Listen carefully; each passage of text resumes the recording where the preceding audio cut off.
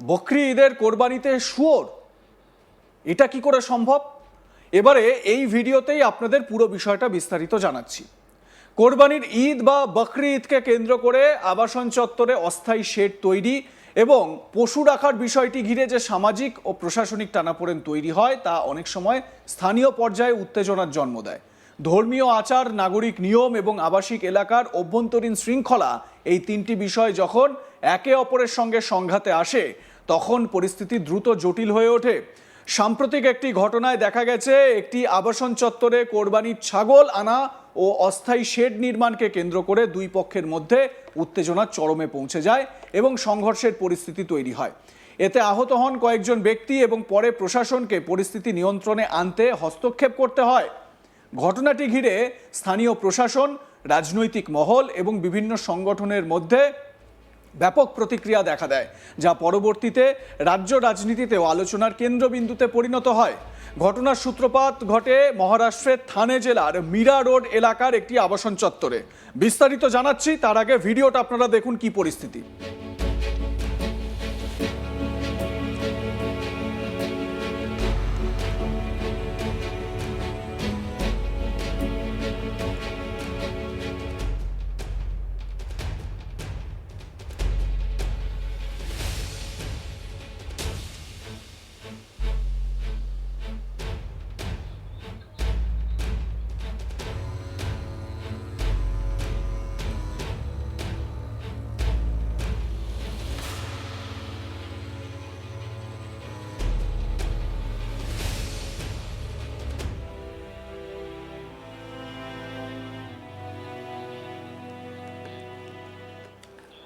এখানে কোরবানির ঈদ উপলক্ষে কিছু ব্যক্তি ছাগল নিয়ে আসেন এবং অস্থায়ীভাবে একটি শেড তৈরির উদ্যোগ নেন।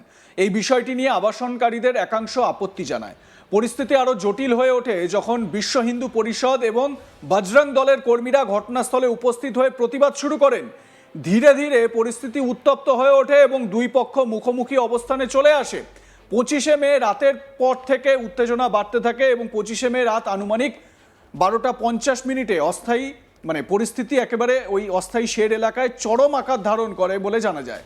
পরবর্তীতে অভিযোগ অনুযায়ী ওই রাতে এক ব্যক্তি বিক্ষোভকারীদের ভিড়ের মধ্যে প্রবেশ করে স্থানীয় ভিএইচপি নেতা নাগনাথ কামলের খোঁজ করতে থাকেন।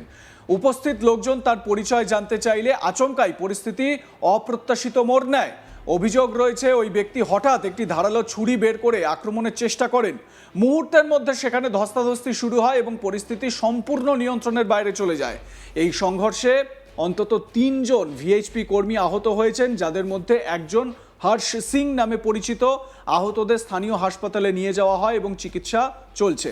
ঘটনার পরপরই পুলিশ দ্রুত হস্তক্ষেপ করে এবং অভিযুক্ত ব্যক্তিকে আটক করে থানায় নিয়ে যায়। এই ঘটনায় একটি এফআইআর দায়ের করা হয়েছে বলে পুলিশ নিশ্চিত করেছে। ঘটনার পরপরই পরিস্থিতি আরও জটিল আকার ধারণ করে, কারণ এই হামলার খবর দ্রুত ছড়িয়ে পড়ে এবং তারপর আশপাশের এলাকা উত্তপ্ত হতে থাকে। প্রতিক্রিয়ায় বিশ্ব হিন্দু পরিষদ এবং বজরং দলের বহু সদস্য ঘটনাস্থলে জড়ো হন।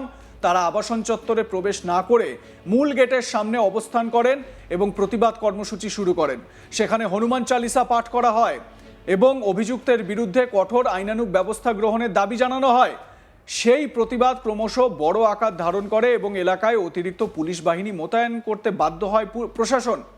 পরিস্থিতি আরও সংবেদনশীল হয়ে ওঠে যখন অভিযোগ ওঠে যে একদল বিক্ষোভকারী প্রতীকী প্রতিবাদ হিসেবে একটি শূকর নিয়ে এসে শূকর পূজা শুরু করে। যদিও পুলিশ দ্রুত পদক্ষেপ নিয়ে তাদের মাঝপথে আটকে দেয় এবং পরিস্থিতি নিয়ন্ত্রণে আনে। সেই ছবিটাই আপনাদের দেখাচ্ছি। পুলিশ রীতিমতো ওই শূকরটিকে নিয়ে ওই এলাকা ছেড়ে পালাচ্ছে। দেখুন, রীতিমতো ওই গোষ্ঠীর দাবি ছিল এটি একটি পাল্টা প্রতীকী প্রতিবাদ, যা আসন্ন 12ই সেপ্টেম্বর বরাহ জয়ন্তী উপলক্ষে পরিকল্পিত কর্মসূচির সাথে যুক্ত ছিল। তবে প্রশাসনের মতে এই ধরনের পদক্ষেপ পরিস্থিতিকে আরও উস্কে দিতে পারত এবং আইন শৃঙ্খলার জন্য বড় চ্যালেঞ্জ তৈরি করত। ঘটনার গুরুত্ব বুঝে ডিভিশনাল কমিশনার অফ পুলিশ সহ উচ্চপদস্থ কর্মকর্তারা দ্রুত ঘটনাস্থলে পৌঁছান। তারা উভয় পক্ষের সঙ্গে আলোচনা করে পরিস্থিতি শান্ত করার চেষ্টা করেন। দীর্ঘ সময়ের প্রচেষ্টার পর ধীরে ধীরে উত্তেজনা কমে আসে এবং পরিস্থিতি নিয়ন্ত্রণে আসে। তবে এই ঘটনার রেশ স্থানীয় এলাকায় ছড়িয়ে ওই এলাকায় তো ছড়িয়ে পড়েই, ওই থানে জেলার রাজনৈতিক মহলেও ছড়িয়ে পড়ে, যা পুরো বিষয়টিকে আরও জটিল করে তোলে। রাজনৈতিক প্রতিক্রিয়াও দ্রুত সামনে আসে।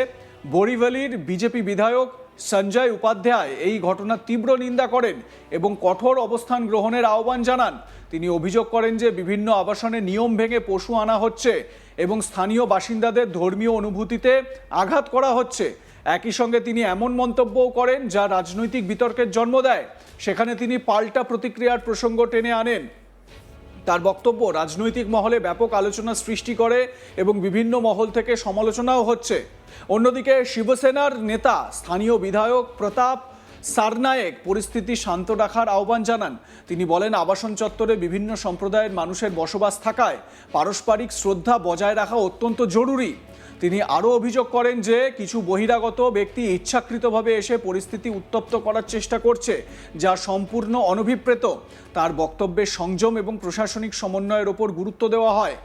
এই ঘটনার পরিপ্রেক্ষিতে সমাজবাদী পার্টির নেতা আবু আজমি বিষয়টিকে ভিন্নভাবে ব্যাখ্যা করেছেন। তিনি বলেন, বেআইনি কোরবানিকে কোনোভাবেই সমর্থন করা যায় না, তবে যেখানে প্রশাসনের অনুমতি ও নিয়ম মেনে কাজ করা হচ্ছে সেখানে অহেতুক বাধা সৃষ্টি করা উচিত নয়। তিনি প্রশাসনের প্রতি আহ্বান জানান যাতে নির্ধারিত গাইডলাইন অনুযায়ী ধর্মীয় কার্যক্রম সম্পন্ন হয় এবং সংখ্যালঘু সম্প্রদায়ের নিরাপত্তা ও সহযোগিতা নিশ্চিত করা হয়। একই সঙ্গে তিনি উস্কানিমূলক মন্তব্যকারীদের বিরুদ্ধে কঠোর ব্যবস্থা নেওয়ার দাবি জানান।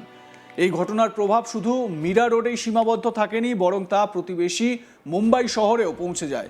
মুম্বাইয়ের মেয়র ঋতু তাওড়ে সহ একাধিক বিজেপি নেতা বৃহন্মুম্বাই মিউনিসিপ্যাল কর্পোরেশন বা বিএমসির কাছে দাবি জানান যাতে আবাসন বা চালগুলিতে কোরবানির উদ্দেশ্যে ছাগল আনার ওপর কঠোর নিষেধাজ্ঞা জারি করা হয়।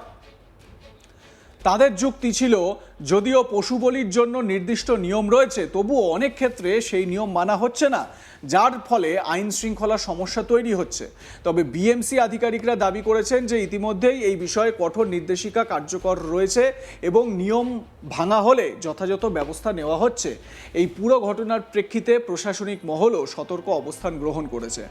মহারাষ্ট্র সরকার পুলিশকে নির্দেশ দিয়েছে যাতে বকরি ঈদের আগে গবাদি পশু পাচার এবং বেআইনি কসাইখানার বিরুদ্ধে কঠোর ব্যবস্থা নেওয়া হয়। প্রয়োজনে অপরাধীদের বিরুদ্ধে কঠোর মাকোকা আইন প্রয়োগ করার নির্দেশও দেওয়া হয়েছে। প্রশাসনের লক্ষ্য হলো উৎসবকালীন সময়ে যাতে কোনোভাবেই আইন শৃঙ্খলা পরিস্থিতির অবনতি না ঘটে এবং সাধারণ মানুষের নিরাপত্তা নিশ্চিত থাকে। সমগ্র ঘটনাটি বিশ্লেষণ করলে দেখা যায় এটি শুধুমাত্র একটি স্থানীয় বিরোধ নয়, বরং ধর্মীয় অনুভূতি, আবাসিক নিয়মনীতি, প্রশাসনিক নিয়ন্ত্রণ এবং রাজনৈতিক অবস্থানের এক জটিল সংমিশ্রণ। একদিকে যেমন রয়েছে ধর্মীয় প্রস্তুতির অধিকার ও চর্চা, অন্যদিকে রয়েছে আবাসিক নিয়ম ও সামাজিক সম্প্রীতির প্রশ্ন। এই দুয়ের মধ্যে সামঞ্জস্য না থাকলে যে কোনো সময় পরিস্থিতি উত্তপ্ত হয়ে উঠতে পারে, যা এই ঘটনা থেকে প্রমাণিত। লাইক, কমেন্ট, শেয়ার করে আপনাদের মতামত জানান। দেখতে থাকুন আজ তাক বাংলা। সাবস্ক্রাইব করুন আমাদের ইউটিউব চ্যানেলটি।